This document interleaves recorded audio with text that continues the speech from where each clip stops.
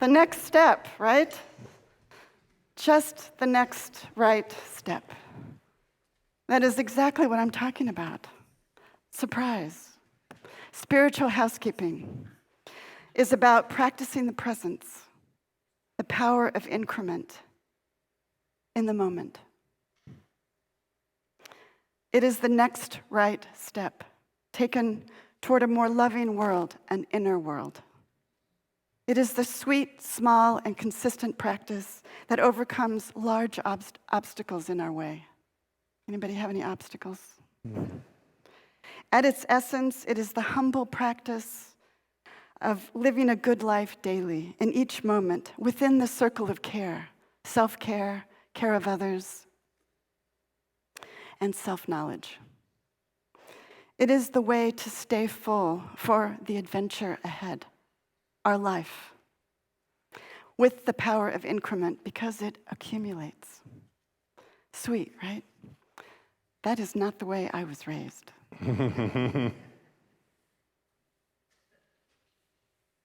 Okay. Oh.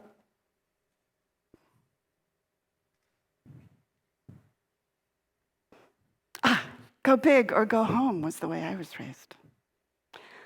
I was looking back here. So confusing. This is such a big, huge, gorgeous sanctuary. Lots going on. Go big or go home was the way I was raised. That was my story. It was the unwritten motto of my family. What I saw in front of me were unscalable mountains that I could not possibly reach, just out of reach. At 8, I knew that I was raised to conquer worlds. At 8.5, I knew it wasn't a very good fit. Okay, there. Identity and destination stories are key to finding the right fitting story. What is the right fitting story? When the carrot is always out of reach, it keeps offering up a few important questions until we pay attention. I had a parent who modeled brinksmanship, entrepreneurialism, and grandiosity. The first 2 were good lessons, and I used them pretty well in my first 5 businesses. But the last, grandiosity, was a real identity crisis for me. Who did I come here to be? And where was I going?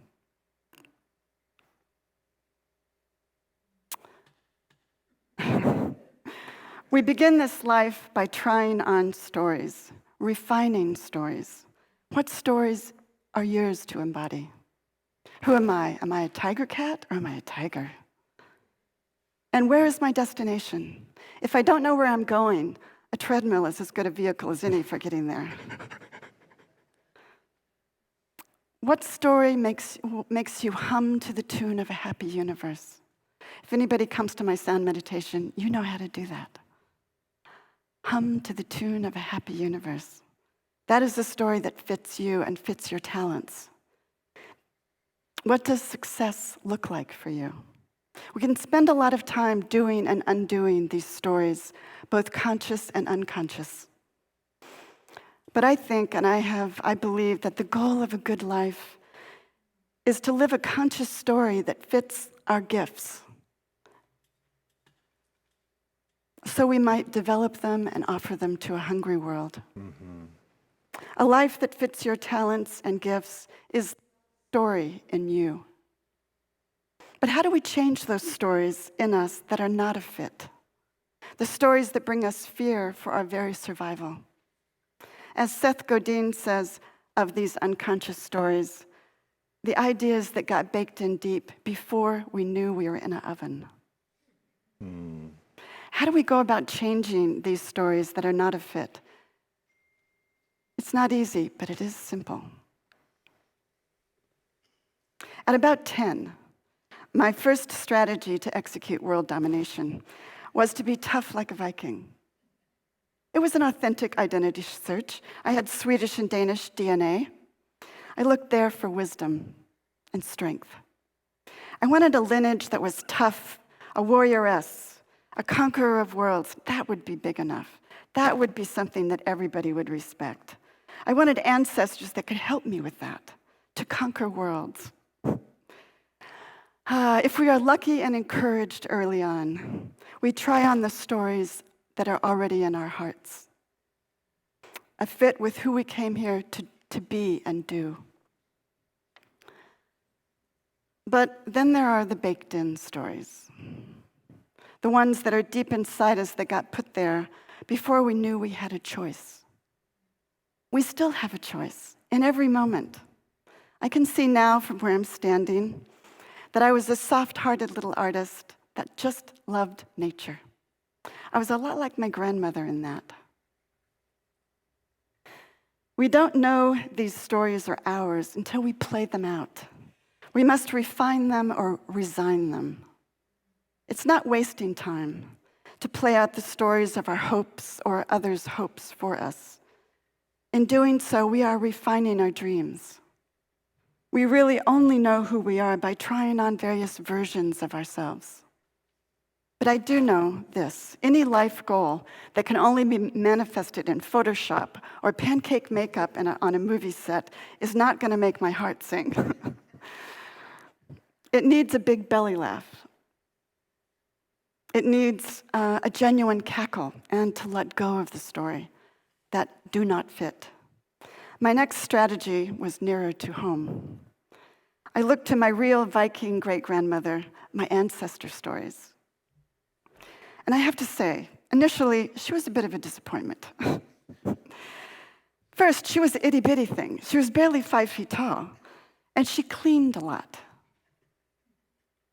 Sina was more refugee than immigrant. She showed up off the boat, a ship from Copenhagen, as a servant girl, ready to take care of a widower and his son.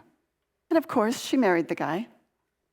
As my grandmother told it, her youngest child, my bona fide, red-headed Viking great-grandmother Sina was self-effacing, quiet, efficient, and organized.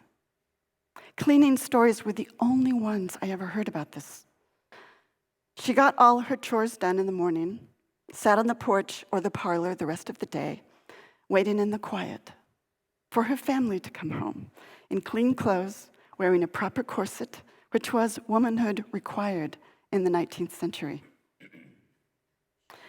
If I haven't mentioned my deeply rooted gratitude for being a woman of the 21st century and not the 19th, let me take a big breath of gratitude here.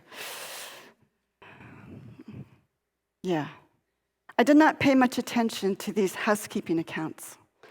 I wanted stories of how brave my feminine ancestors were, not how caged. I mean, she was a Viking. I did not understand at the time that her bravery was just that she survived at all to smile back at me in black and white. In spite of being alone on a new continent, a pandemic of her own,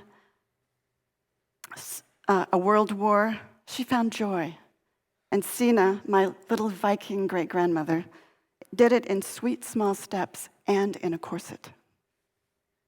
We all have the cultural corsets of our times, obstacles to overcome in the outer world and especially the inner world. I have had a few days myself where all I could do was clean. I was so overwhelmed by the trying to execute my stories of survival and love. And yes, it helped. Making a little bit of spaciousness and clarity in the chaos of a changing world. We take steps.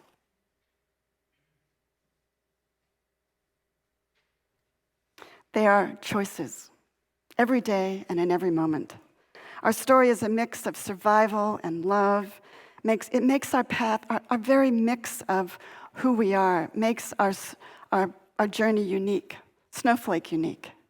So how are we supposed to know what the next right step is if our journey is unique? How do we know? We know when it feels a little more spacious and a little more loving and a little less fearful. That next right step. Because survival stories are fear-based.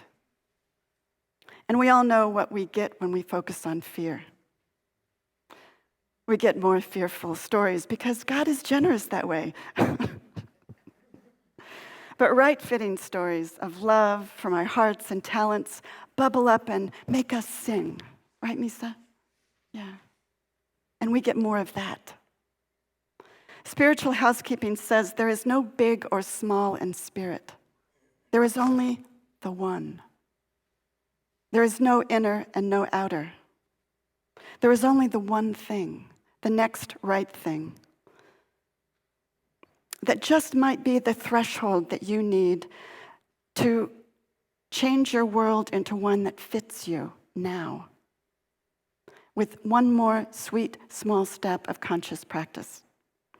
I now see my itty-bitty great-grandmother as a Yoda-like master of spiritual housekeeping, in the moment with the force of love and light in her dusting wand. But lest you think that this superpower is only for grannies, the humble, consistent, small steps of letting go and being grateful.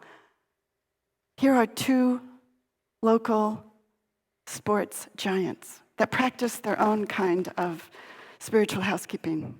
Stephen Curry makes magic from mid-court, throwing those three-pointers. What do you think he's thinking about when he's throwing them? The last shot he missed? I doubt it.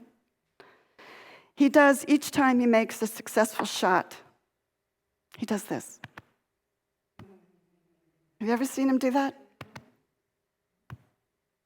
He is being witness to love and humility and gratitude in that moment. Or a Garoppolo, the 49er quarterback, showing up last year for another starstruck game to critics all over the place, saying, "This might be my last game. We don't know where we'll end up in this world, but find great relationships along the way.